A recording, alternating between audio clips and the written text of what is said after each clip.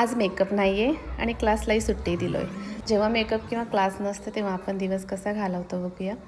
Devara clean करणं, घराची साफसफाई करणं, किचन वगैरे हे रोज रोज होत नसतं. ज्या दिवशी फ्री असते तेव्हा हे सगळं आपण करून घेत असतो.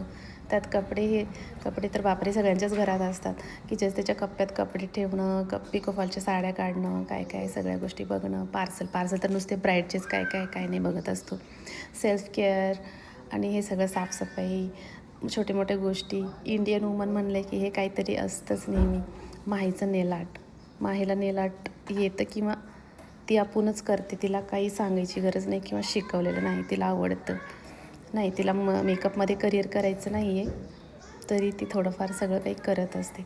वोटिंगसाठी जायचं आहे गावी, सो आपण निघालो मुळज म्हणजे मुळज तंडा.